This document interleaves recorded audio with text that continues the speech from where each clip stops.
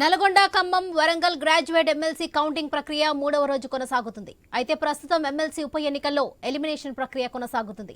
గతంలో కంటే అత్యధికంగా 25,824 చెల్లని ఓట్లు నమోదయ్యాయి. రెండో ప్రాధాన్యత ఓట్ల లెక్కింపు ప్రక్రియ కొనసాగుతుండగా ఎమ్మెల్సీ ఉప ఎన్నిక గెలుపు కోట ఓట్లు 1,55,095గా నిర్ణయించారు. కాంగ్రెస్ అభ్యర్థి తీన్మార్ మల్లన్న గెలుపునకు కావాల్సిన రెండో ప్రాధాన్యత ఓట్లు 32,282 కాగా బీఆర్ఎస్ అభ్యర్థి రాకేష్ రెడ్డి గెలుపునకు కావాల్సిన రెండో ప్రాధాన్యత ఓట్లు 50,847గా తేల్చారు.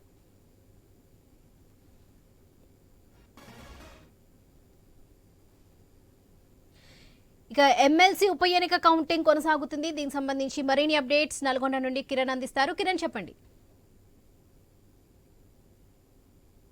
మూడో రోజు కూడా ఎమ్మెల్సీ ఉప ఎన్నిక కౌంటింగ్ ప్రక్రియ కొనసాగుతుంది. మొత్తం ఈ ఉప ఎన్నికకు సంబంధించి 3,36,013 ఓట్లకు సంబంధించి అంటే 25,800 ఇందులో 25,824 ఓట్లను చెల్లని ఓట్లుగా పరిగణించారు. దీంతో చెల్లని ఓట్లు తీసివేయగా 3,10,189 ఓట్లు చెల్లిన ఓట్లుగా పరిగణించారు. అయితే ఈ ఓట్లకు సంబంధించి గెలుపు కోటా ఓట్లను 1,55,095 ఓట్లు గెలుపు కోటాగా నిర్ధారించగా ప్రస్తుతం ఏ అభ్యర్థికి కూడా గెలుపు కోటా ఓట్లు రాలేదు. ప్రస్తుతం అయితే అత్యధికంగా తీన్మార్ మల్లన్న 1,22,813 ఓట్లతో ముందంజలో ఉన్నాడు. ఆయన సమీప అభ్యర్థి రాకేష్ రెడ్డిపై 18,000 పైచిలకు ఓట్లతో కూడా ముందంజలో ఉన్నటువంటి పరిస్థితి అయితే ఉంది. ఈ నేపథ్యంలోనే మొదటి ప్రాధాన్యత ఓట్లలో గెలుపు కోట ఎవరికి రాలేదు కాబట్టి రెండో ప్రాధాన్యత ఓట్ల లెక్కింపు అనివార్యమైంది. ప్రస్తుతం అయితే నిన్న ఉదయం మొదలైనటువంటి రెండో ప్రాధాన్యత ఓట్ల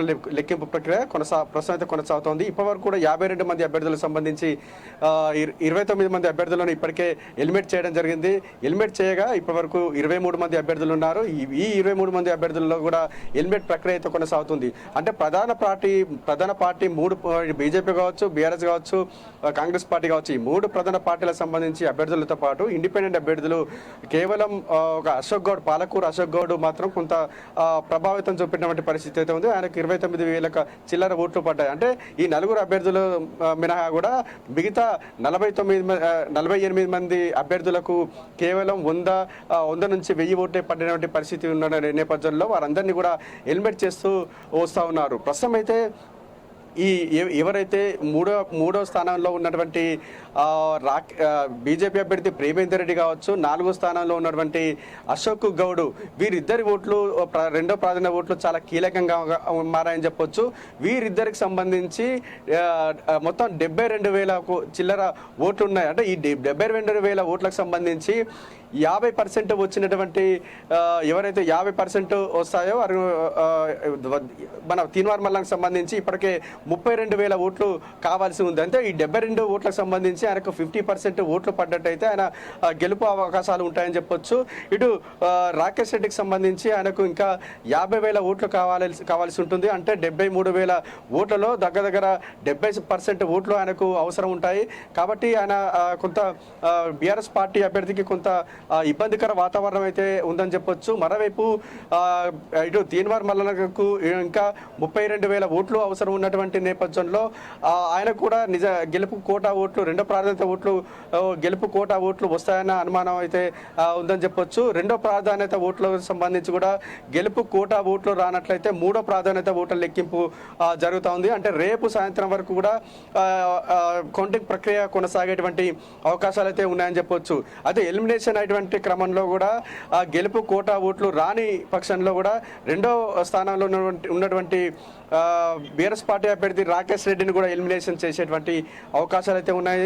ఈ నేపథ్యంలోనే ఎవరికి గెలుపు కోటా ఓటు రాకపోయినప్పటికీ కూడా ఆ స్థానంలో ఎలిమినేషన్ అంటే రెండో లీడ్లో ఉన్నటువంటి రాకేష్ రెడ్డి ఎలిమినేషన్ కనుక జరిగినట్లయితే మొదటి స్థానంలో ఉన్నటువంటి తీన్మార్ మల్లన్నను డిక్లేర్ చేసేటువంటి అవకాశాలు అయితే ఉన్నాయని చెప్పవచ్చు. అంటే ఇక్కడ గెలుపు విజేతగా ప్రకటించరు, కాకపోతే డిక్లేర్ చేసేటువంటి అవకాశాలు అయితే ఉన్నాయని చెప్పొచ్చు. గత ఎన్నికల్లో కూడా ఇదే జరిగింది. అప్పుడు మొదటి లీడ్లో ఉన్నటువంటి పల్లా రాజేశ్వర రెడ్డిని డిక్లేర్ చేసినటువంటి పరిస్థితి అయితే ఉంది. ఈసారి కూడా మూడో ప్రాధాన్యత ఓట్లో కనుక ఖచ్చితమైన ఫలితం రాకుంటే మాత్రం మొదటి స్థానంలో ఉన్నటువంటి అభ్యర్థిని డిక్లేర్ చేసేటువంటి అవకాశాలు అయితే ఉన్నాయని చెప్పొచ్చు. ఈ విధంగా విజయం అయితే దోబూచులాడుతున్నటువంటి పరిస్థితి అయితే ఉంది.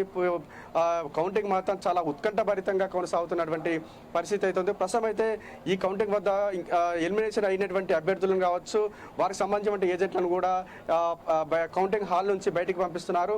ఇంకా 19 మంది అభ్యర్థులకు సంబంధించినటువంటి ఎలిమినేషన్ ప్రక్రియ అయితే కొనసాగుతున్నటువంటి పరిస్థితి అయితే ఇక్కడ కనబడతా ఉంది. Varalakshmi. Right Kiran, thank you.